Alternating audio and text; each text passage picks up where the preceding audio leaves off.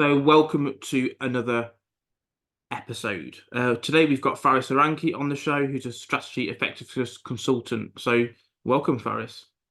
Thank you, Jivan. It's a real pleasure to be with you and the listeners today. Fantastic. So, what exactly is a strategy effectiveness consultant? Because I understand what all of the words mean in isolation, Uh, but what does it mean on a collective basis? yeah, sure. So look, anytime you've got a goal that you want to achieve in life, be it yourself or a company, you will probably have a strategy on how you want to get there, right? That's what a strategy is. How am I going to get there? What's the bet I'm taking? What's the option? Now, you can have the idea, but how effective is it, right? Is it a good quality idea? Do other people buy into it? Are they supporting you on the way? Have you removed the barriers for you to get there? That's the sort of stuff that I help companies with. And we talk about it in three pillars. Right? We help them improve their IQ, their EQ, and their FQ. All right, that's different components of what makes a great strategy. Okay, so obviously from the top down, you're looking at Yeah, strategy, which will probably break down to some sort of tactics and how was that managed on the floor in terms of operations. yeah, The three pillars: IQ, which is obviously intelligence quotient, EQ is yeah. emotional quotient. But what is FQ for those who aren't FQ, many familiar with people it? wouldn't have heard it. It's focus quotient, right? It's the ability to be focused on your priorities, on your strategy, and remove those barriers that might get in the way, right? So if you think about it, and I know it's one people wouldn't have heard it. First of all, um, how focused are you on what you want to achieve? Or are you just doing loads of things, right? And flooding yourself with too much activity. And it's very easy to do, right? How many of us take on extra tasks, try and do lots of things? And from a company's point of view, if they're trying to achieve too much, it's going to really be harder to do all those things. But also, what are the things in your way? So many things distract us from our goals, from our objectives.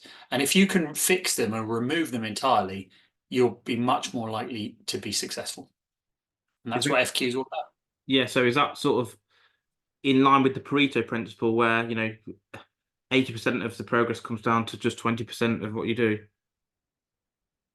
A little bit. There are elements of that, right? But it's wider than that, and I can give you some examples, right? So number one is prioritization, right? I say time and time for company. I walk into companies all the time, and they're doing 100 strategic projects. That's just bonkers. I say to you, you wouldn't do 100 different things that are super important in your own personal life, right? You wouldn't move house, get married, change jobs, change countries, learn a new language. All these things simultaneously, 100 of them. Why do you expect your company to be able to do that? Your employees will be confused. Which one should they focus on? So you as a leader have got to strip that away and I go, actually, these are the five things we really care about. And that's hard, right? That's hard. So that's a big component of FQ, right? Forget the Pareto, just deciding what are those things and what are you going to say no to. Then when you get to it, life is about distracting us and stopping us from doing these things, right? And it can be in small ways, your phone pinging all the time, distracting you, but it can be bigger things, right? Like you don't have the skills to do what your boss has told you you need to do, right? So just fix that. That's an FQ problem in my world, right? Fix it, right? The broken printer that everyone in the office wastes 10 minutes trying to reprogram and kick, that's a focus problem. Just change the printer, right? Eliminate it because you're robbing people of their time and their focus. And there's loads of this stuff that happens on a macro and a micro level.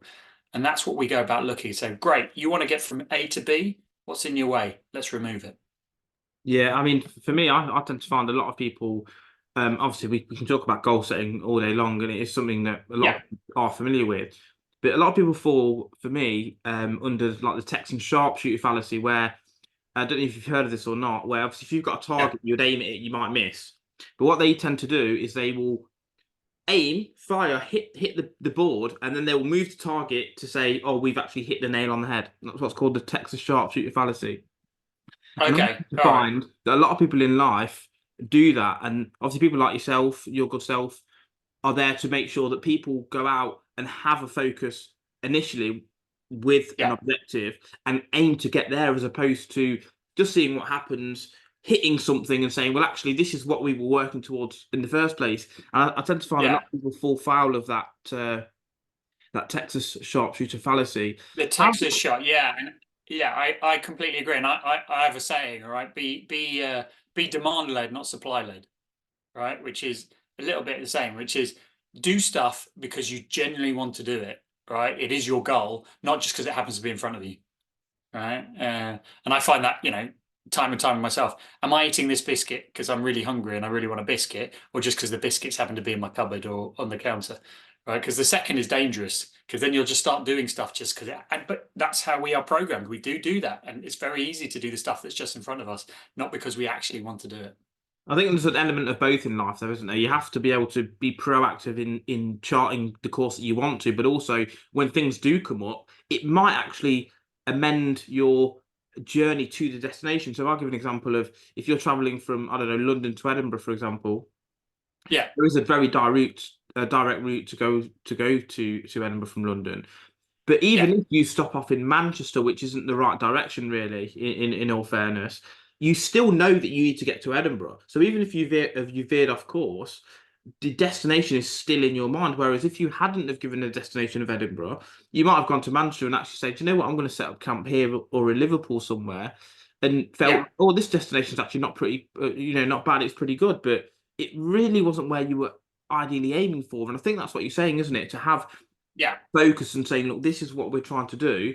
Let's not get yeah, distracted by all these other great cities that are out there, Sheffield, Leeds, Leicester, etc. Let's have yeah. that focus and how can we gear up our whole project to deliver that result? Is that sort of what you're alluding to? Yeah, that's spot on, right? And the sharper you can define that focus, that goal, and why, why do you want to go to Edinburgh and by when? And like, because, it could be, oh, yeah, we want to get to Edinburgh, but we can get there in 3 years. Well, then, yeah, go to Manchester, go to Leeds along the way. But if you say, I've got to get to Manchester by tomorrow for a key meeting, we're like, well, you're an idiot to go to Manchester, right? So it really depends on how sharp your definition of your objective, your goal, and therefore that will really feed into the focus that you need to apply. So is that coming down to the time-bound element and specificity of the smart goal setting? Exactly. You're spot on. You're spot on. And it's amazing how many even big companies sometimes don't do that. They'll just say, "Oh, yeah, we just want to, make more money, or we just want to beat our competitors." And you go, "What does that really mean?" Because how the hell are you going to judge it? Otherwise, you're going to be the Texas sharpshooter who fudge the goals and go, "Well, actually, we had a little bit of growth, so we're all happy." And you're like, "Really, are you?" Because last year, if I roll back, you were much more ambitious, but now you're just changing the definition. Yeah, changing the goalpost. I mean, I give the example with clients when I'm coaching. They say, "Oh, I want more money this year," and I say, "Okay, well, here's a pound. Here's 50p." And it's like Yeah, that doesn't count. I was like, but that is technically more money. So your goal has been achieved. And they said, yeah. "Oh, that's not what I meant." I said, "Okay, so define what you meant specifically." Oh, I need Mm. to earn £100,000 by next year, etc. Well, actually, to get there, what sort of job do you need to be doing, or Yeah, business do you need to be doing? What sort of skills do you need to do then? How what's that? As you said about the strategy, this is where you need to then break it down and look at daily habits and what you need to be doing on a daily basis. If you're a marathon yeah, runner, for example, and you know that you've got a marathon next year, what sort of mileage do you need to be doing in week one, month two? What sort of diet do you need to be looking at, etc.? So yeah, I really think it's good to have this strategy based approach because otherwise, as you said, you'll end up where you don't want to be, and that yes, that could be a great place, but actually, majority of the time, it's not going to be great. How do the other two fall in line with FQ then? Because you've obviously got the FQ, but you've also got yeah, EQ, which, as I said, most people are familiar with. But we will come on to it, and EQ, which is yeah, I think a fairly new concept. Probably, I mean, it's always been there. Don't get me wrong, but it's quite in the ether at the yeah, moment. Probably over the last 5 to 10 years, where people are yeah, really trying to understand or really implement EQ into their own personal life and on a business perspective. So, how can you explain both of those in a little bit more detail than you did at the start? yeah. So the EQ and the IQ, is that right? You want me to explain? Yeah. So let's start with the IQ. So you're spot on, Joanna, and where you help people is what are your goals, right? So you've got to start with a goal, and should be smart. But let's say you've got that, then strategy is all about what are all the different ways I could get there, right? And what's the best option out of those choices? Now, when it comes to the IQ, is we help companies look at all those options. Far too often, too many companies just come up with one option and pick it. They go, "Oh yeah, I want to get to Edinburgh. Pick up that analogy. Let's just get the train. All right, bosh, that's our strategy. We're taking the train." And you're like, well, hang on a minute. What are all the other options? Before you jump on the train, have you thought about all the other options? Because there are limitless options. You're just being lazy, or you're not thinking. You know, you're not applying your full IQ to get those ideas. You could get the plane, you could walk, you could run, you could car it, you could teleport if that was it. You know, you could invent teleportation, you could get bungee. You know, whatever. Right now, some of them are going to be ridiculous ideas, but get all the ideas out, and that's where we help companies get all the ideas out, and then look across them and assess. Create some criteria to assess them: cost, speed, right, effort. Now, yes, you might get rid of some of the more wacky ones pretty quickly, but do you know the great idea, the great thing about having 100 ideas as opposed to one? A, you're going to pick a better quality idea. B, if your first idea fails, like the train is cancelled, you've already got backup ideas. You don't have to go back to scratch and get the team back together and go, what are we going to do? So that's where IQ comes in. Far too many companies don't come up with enough ideas and pick the right one. And when they do, they don't stress test it. That's the other thing we help companies. Let's stress test your idea before you go all in on it, right? Let's run through all the reasons it might not work. Let's throw shit at it and help you future proof. So that's really our work in the IQ space. Okay, so I mean, I really get the part of not using your IQ to your full potential. So I'm Yeah. actually a member of Mensa, top 2% of IQ, and at school, I was kicked out of school for poor behaviour. So it's Okay. not about necessarily having the right IQ, as you said. It's about using and looking at using what you've got to the best of its abilities.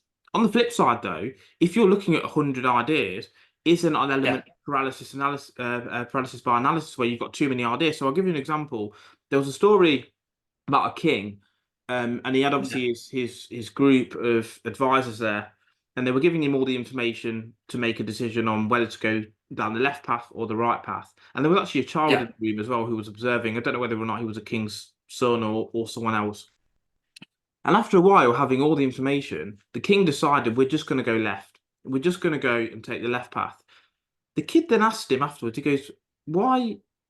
Why did you go left? What was the reason behind that? Because you hadn't yet heard all the information."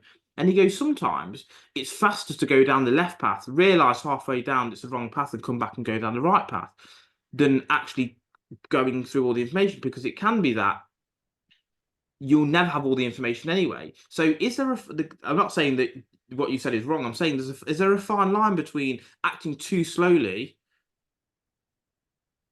and and going through too much information, or acting too impulsively? Yeah. Well, so there's a couple of things there, right?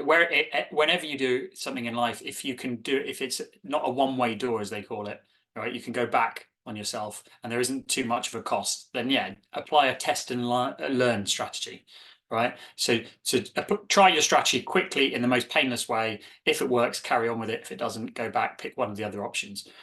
But that, you know, coming up with 100 options, I'm not talking about spending months, right? You can come up with 100 options. I can, with a team, come up with 100 options in under an hour, right? And the beauty of doing this, so time box it. But the beauty is this is where the EQ and the FQ comes in. By doing it with your team, even if you know the answer, you are suddenly getting them more bought into your strategy. You're displaying elements of EQ. You're going, oh, right, you've got a great idea. I value that. I value that. So it is a great way to getting people on board with your idea. So it's for an hour of your time, you'll get 100 ideas, you'll get people more on board and engaged. And yeah, you might still end up with the same option you were going to do anyway, but you've at least applied a bit more thinking and have a bit more confidence. Yeah, this is a good option. Yeah. So you're just going through the contingencies, aren't you? And looking Yeah, at, you're not making the basic mistakes. So, for example, putting your hand on the stove is going to burn you. That's a very yeah, basic consequence. You can see this is the consequence. But as you said, for a lot of people, they don't see the secondary and tertiary consequences and how that can have an impact on themselves or their business. And that's yeah, obviously where you come in. So where does yeah. the EQ fit into that then? So obviously the best idea, the IQ, the focus on Yeah, that. Where does the yeah. EQ come in? Is it a The case EQ, not being yeah. too emotional, or is it actually utilizing your emotions to the best of their ability? What is it? Because there's obviously quite a wide So spectrum there. there is quite a wide variation, and so I'll be really clear what I mean by EQ in this sense is if you have a great idea that and you know thanks to IQ you've got a brilliant idea. It is just an idea. It's just a piece of paper. If you cannot take other people on the journey with you, right, you are very unlikely to be successful. Now, I work with a lot of high IQ people who are really super smart, but they're not great at articulating or judging other people's emotions when they share their idea. They go, well, I like learning like this, or I completely understand this way, so I'm just going to talk at you how I like. I'm going to fire loads of facts at you and go, right, we're doing it. Now, the other person might hate facts, or they might not understand the language you're using, the jargon, or even the actual language. But you go, right, well, I've told it to you 10 times. Why the hell are you not doing it? Right? EQ is being aware of the impact of your words or the way you interact with someone and go, do you know what? That's not working. I need to flex. I need to change, and I need to bring them on board. What it might mean me listening more. It might be shorter in my communication. It might be going and having this conversation in a different place where they're more comfortable. Right? It's all these little elements that are more likely to get other people on board and working better with you. That's what EQ is. So is it maybe a bit of persuasion in there, or the ability to articulate, or is it picking up on what people feel about an idea? So obviously for most, okay, so two things. One is, yes, super intelligent people do somehow seem to lack some element of social awareness. For whatever reason, Yeah. that's the case. Yeah. It just happens to be that way. So do you then need someone else to, as you said, be aware of what's going on in a given situation and picking up on, because body language, like 90%, I think it is of all communication is body language, isn't it? And Yeah. Well, yeah. if someone's not picking up on it, I don't know if you put 70, well, different things, Yeah. report Let's 70 not to hang 90, up on whatever that it's going to debate. be, but it is a massive part of it. Yeah. So what Yeah. you're saying is that if someone can't pick up on these emotional or EQ based parts of this idea, whether it's Yeah. the people involved or whatever else, are they really in the position to make the correct decision? Is that what you're alluding to? Yeah. Do they actually genuinely believe you? Are they going to support you, follow you, do what you want them to do? Right. So yeah, some of that is reading body language and being aware. But human beings are great, right? If you actually listen to them, all you need is 20 minutes, half an hour. They will tell you what motivates and what drives them, and they will tell you what their resistors are, what holds them back. So lean into their drivers, avoid their resistors. They will do more stuff. All right. It is, but too many people aren't in tune with that. That's what good EQ is: being in tune with that and really applying it. I always talk about live life using the platinum rule, not the golden rule. So the golden rule you might have been told as a kid, which is treat others how you want to be treated. Great rule, right? But there's an even better rule, platinum rule: treat others how they want to be treated, right? So much more powerful. If you can give somebody what they actually want, then they're more likely to do it, right? And be happy. So yeah, it's all Yeah. about that. I love that, because this is obviously from a background in sales. A lot of people get it wrong. They, if they, let's say you're a car salesman, they're like, "Oh, you should buy this brand new car. It's fast, it's spacious, it's on sale." But the salesman's not asked the individual, what type of car do you want? How much do you want to spend? Do you want something sporty, something comfortable? How many kids have you got? Have you got dogs? All these questions, because you need to understand what it is that drives them. What Yeah, drives them on an individual basis? Are they looking to earn more money to look after their kids? Are they just trying to save for a holiday? What drives yeah, them? What are they scared of? All these things, as you said, it's really important to try and understand what drives and motivates people. Are they a carrot chaser, or are they someone who needs to be hit with the stick to get the best out of them? All these yeah, different elements help yeah, to improve on the output and the perspective of individuals. So out 100%. out of the three, which do you think? And Yeah, you're probably going to say, "Oh, well, they're all equal, 33%." Out of the three, yeah. which do you think is that for you personally, which is the most crucial? And it's a bit of a two-part question. Which is the most crucial, and which do people lack the most? They might be the same answer, I don't know, but They might be the same answer, but okay, let's take your first question. It's a bit like asking a parent who's their favorite child, right? You already know my answer, but if we have a success equation, right, at my company at Sheergetto, which is success equals IQ times EQ times FQ. The reason it's times, not plus, is you need all three, right? And I used to be a maths teacher. Anything times by zero means the whole equation equals zero, right? If you're the smartest person in the world, Albert Einstein, but you've got the social skills of a parasite, you're not going to get any ideas through, right? The zero. If you are super smart, super friendly, but you are all over the place and have no focus whatsoever, you are not going to achieve what you want. So you need at least an element of all of them. All right. Now, with this, where I tie into your second question, where do we do the most of our work as a company? It is certainly much more around the EQ and the FQ than the IQ, right? Most big corporates that we work with, the Amazons, the Heinekens, the Tesco's, the Anglo, these are all our clients. They have a lot of IQ. They are very super smart people. But what they're often lacking is ability to talk to others and an ability to focus. Yeah, definitely. I think that there's not much difference. Even if you look at sportsmen, let's take something quite quite well known to people, sportsmen. There's not actually Yeah, huge differences between sports people at the top end. Yes, take away the Lionel Messi's and people like that, but at the other bracket, there's yeah, not a huge difference in ability. But what yeah. separates the people that are touching on that top level is their EQ a lot of the time and their focus. Yeah, exactly, right. And yeah. In that context, IQ is sporting ability, but you need more than sport ability. You need that consistency, focus, like you say, and you need other people to like you. If you're a footballer, you need the coach to pick you, right? You need to not piss off the rest of your team, right? That's all EQ. Even if you're a great, no, there reaches a point that any team, if there's a total jerk in there, it doesn't matter how good they are, the team will revolt against them. You see that all the time, don't you, with footballers?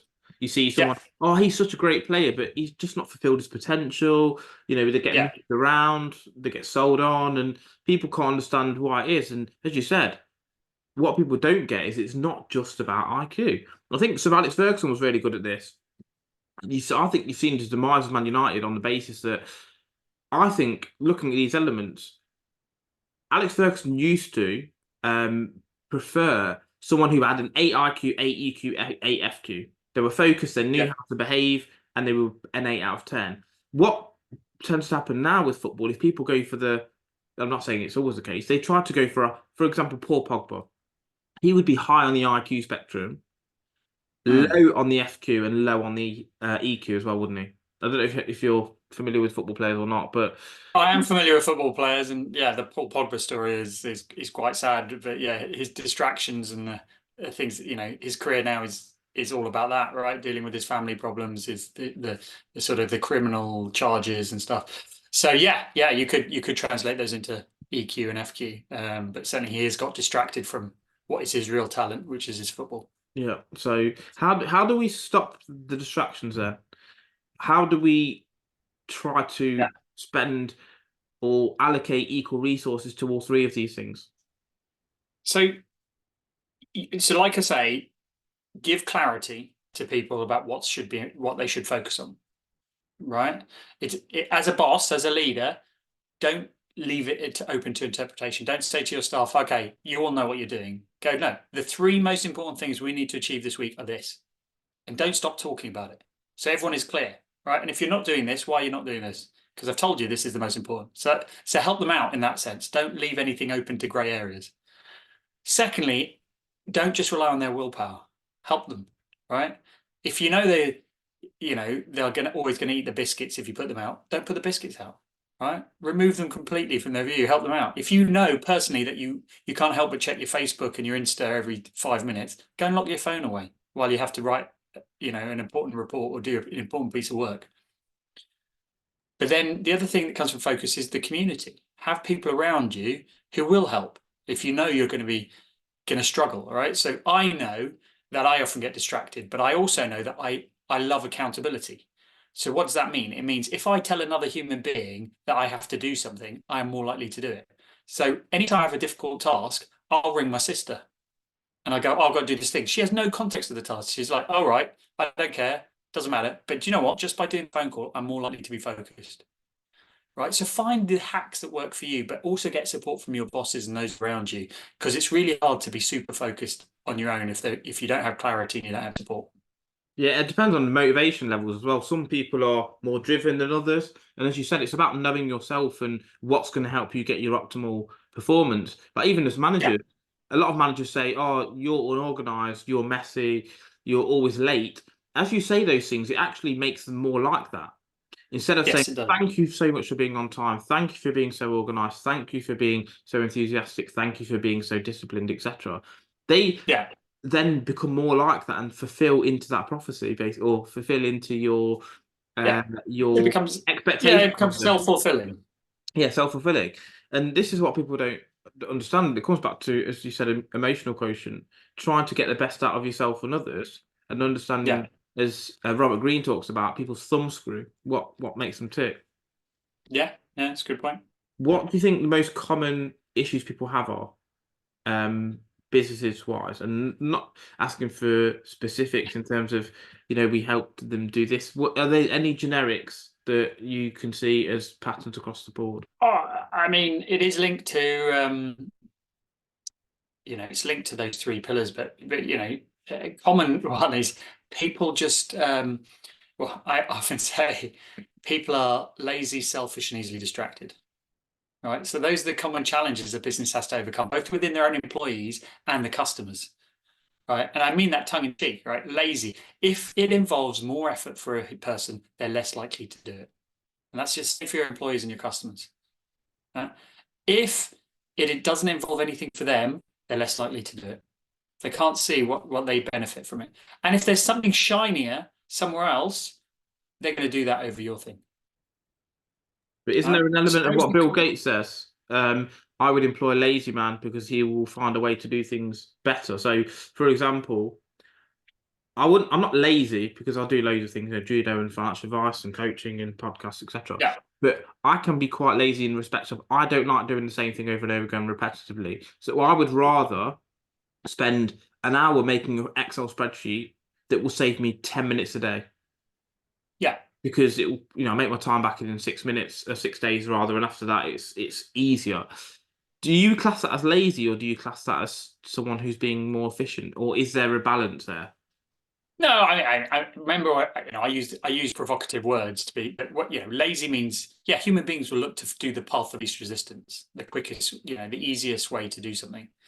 And your example is spot on. If I might require more effort up front, but longer term, it is simplifying my life. It is making it easier. So yeah, I think that does fall under that. So yeah, I think with anything, there's sometimes a golden mean, isn't there? With, as Aristotle, I think it was Aristotle talks about the golden mean. You don't want to be too lazy, and you don't want to be too hardworking either. You want to be somewhere in the middle where you can basically be the most effective person you can be in some Yeah. respects. So, what about you then? So you obviously do this now. What's your background? Where have you come from previously? Yeah, so my background, it all started career-wise as a school teacher. I used to teach secondary school maths and economics. I taught around the world. Loved it. Great way to see the world. Great way to you've really developed some amazing skills as a teacher. But then I moved into the corporate world. I joined a big energy company, learned all about the energy markets, and ended up in their strategy team. And that's where I realized I love strategy. I love working out the answer to complex problems.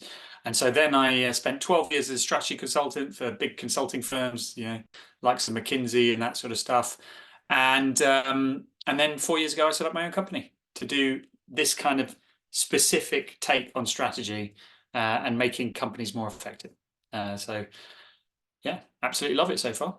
So so talking about strategy then. So Yeah, obviously, Sun Tzu Art of War and all those sort of things. What yeah, makes a good strategy for you? Whether you're talking about chess and these sort of games. Why yeah, strategy so important? Is it a case of understanding the bigger picture and trying to work out what is going to happen beyond that? What yeah. does strategy mean to you specifically? Yeah, so like I said, it doesn't have to be complicated. At the most simple level, it is a clear plan or approach for how you're going to achieve your goal. But a good strategy has been stress tested. You've thought through all the implications, because there's so many, they call it systems thinking. There's so many knock-on effects. When you press, on a balloon here, where's it going to pop up somewhere else? So you stress test, you think through all the consequences, and then it's simple for others to understand and buy into. Right? That's what a great strategy is. It provides clarity, simplicity, excitement, but it's well thought through. Right? But Mike Tyson there's a great phrase that Mike Tyson summed up brilliantly. Everyone's got a plan until they get punched in the face. All right. So what do you do next? Because you don't want to be working it out while blood's dripping from your nose. That's what a great strategy is. But does that come from, if you do get hit in the face? Because look, no strategy can be perfect, Yeah. evidently. I mean, Yeah. I like the strategy example of Adolf Hitler, how he took France, I believe, where there was an area of the Ardennes that was unmanned, which is basically a mountainous region. And instead of, France to defend their borders were defending the normal areas of the borders. So what he did is he said, look, we're going to take all our troops through this area of the Ardennes, which is, as I said, a mountainous region. Yes, it's going to be hard, but they're not going to know where we're coming from. And we basically encircled them, and they took France very, very quickly. Is it a case, because this is what I think about strategy, it's trying to use your maximum resource against the area of least resistance, as you talked about earlier, to implore maximum efficiency. So judo, I do judo quite regularly, and that's one of the key concepts of it, where you try and use maximum force when they're most vulnerable. Is that a case of using that in terms of strategy for your consulting business as well? Yeah, I mean, you don't want to overcomplicate things, right? But again, it comes back to what you want to achieve, right? So if you were told by your judo master you want to pin the person on the floor but you've got 10 competitions today, then yeah, you don't want to use a lot of energy. But if your judo master says, I want you to pin him to the floor and make the grandest display because we've got cameras watching and, people, and, we want to see you sweat, then you don't want to use minimum energy, right? So it all goes back to the goal and what you want to achieve. But yeah, there's going to be an element of how much effort is it going to be? What resources do I have? How do I allocate them? Because at any point in our lives, we're trying to achieve more than one thing. And so we've got to do trade-offs. But so yeah, that's why you want to balance your resources. Are there any good books that you would recommend in terms of strategy thinking, or any articles or videos? Yeah. I mean, there's loads of good stuff. One of my favorite books. So I love Thinking Fast, Thinking Slow. It breaks down about how people make decisions and how because that's a big part of it, right? For me, about strategic decision making. How do our brains work? How do we, not just us, other people? Why do they pick A over B? When you really sit down and think about it, B is better than A. And so understanding that really, for me, is a key component of strategy. So can you sort of detail that slightly more for people who haven't read the book or are unaware of? Yeah, sure. So basically, what they've discovered, through scientific research is the brain has two modes.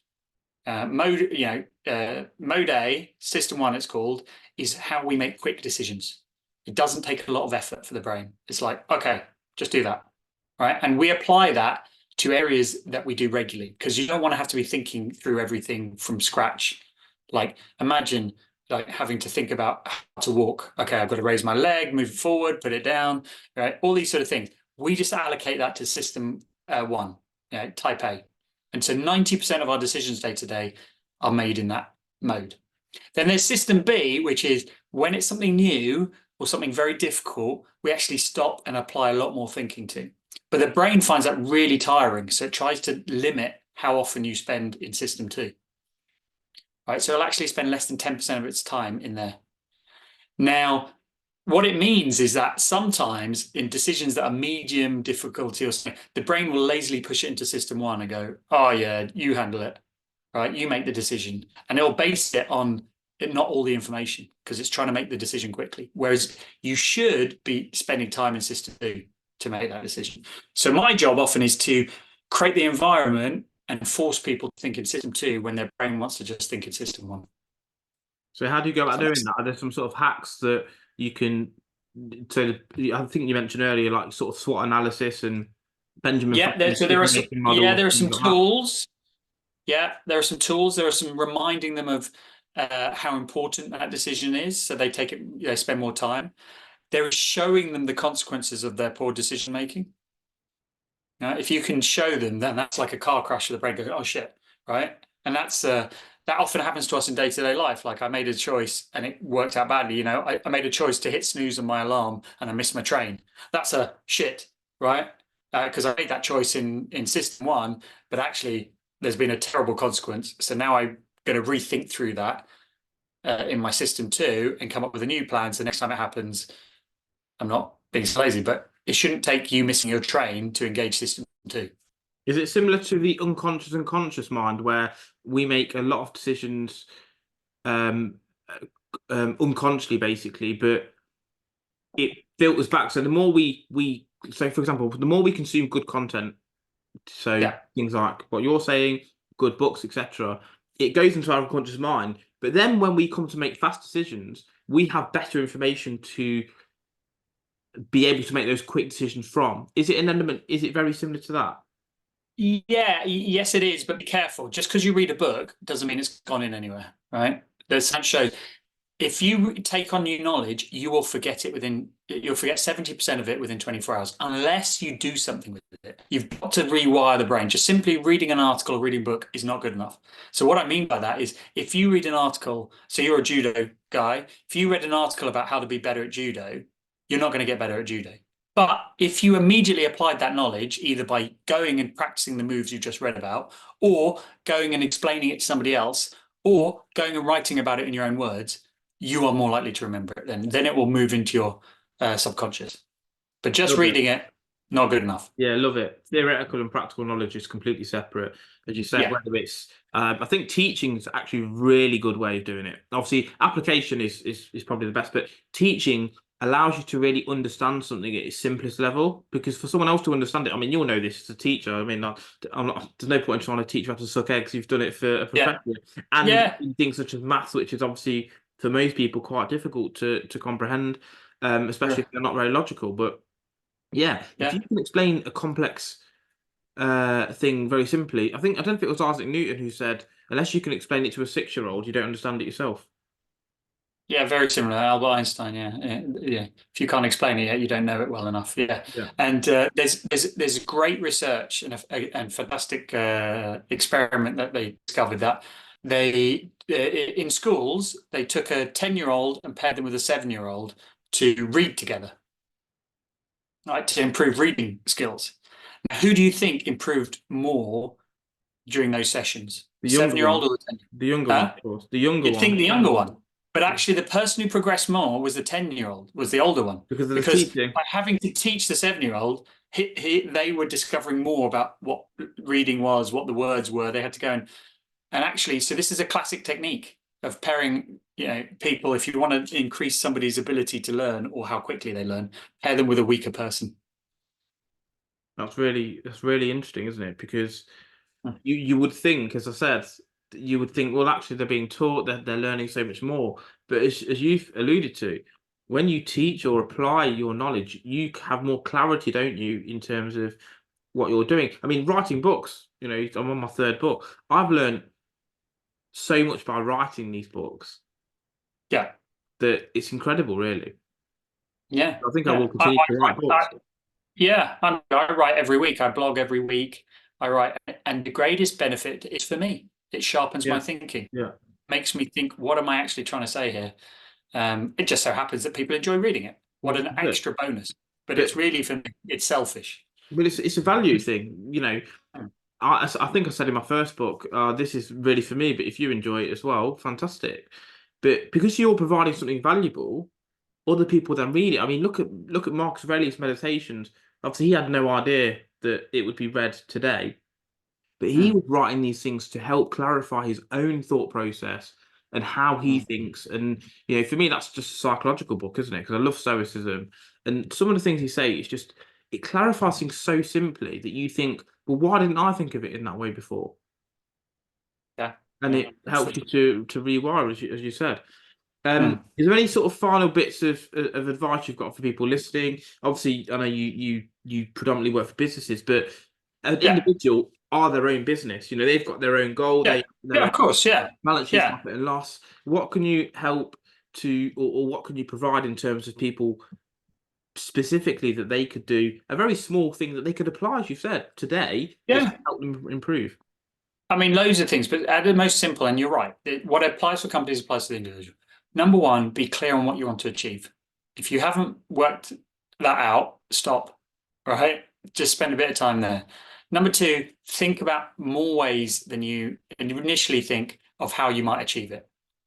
And then three, go and talk to more people about it. Don't keep it all in your head. Share, right? And then four, when you're talking to people, ask more questions of them. What do you think? Why do you think that? And then the final part, five, is listen more. If all of us could just listen 10% better, God, the difference that would happen in relationships, in the ability to go further together would be transformed. So, that would be my five things I would sort of advise anybody, be they in a company level or in a personal level. Love it. I think the questions part's amazing because I don't know if you know about the Socratic, obviously Socrates, the Socratic method, Yeah, where he never used to tell people, "I'll go and do this and do that." He used to ask them questions. So why do you want to do this? yeah, Why do we need to improve our workforce? Why do we actually want this goal? Because I mean, you'll know this as a teacher. For people not understanding, we'll say, "What do you understand? Why this? Why that?" You won't just tell them x squared over x, blah blah blah. You will ask them, "What's the yeah. next step?" And they will tell you, and that's how you sort of help to improve people. But yeah, been really great to have you on, Varys. I've learned a lot myself, which is always great. If anyone wants to reach out to you and obviously need your services, where can they do that?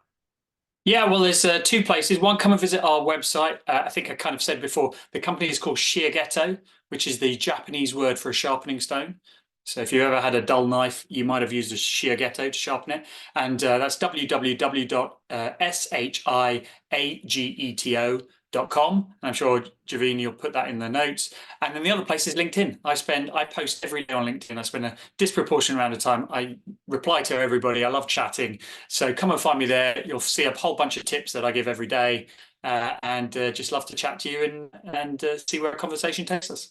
Fantastic, cool. On that note, thanks again, Faris, and yeah, I'll put all the notes in the show notes, and people can reach out to you. But thanks again. Thank you very much.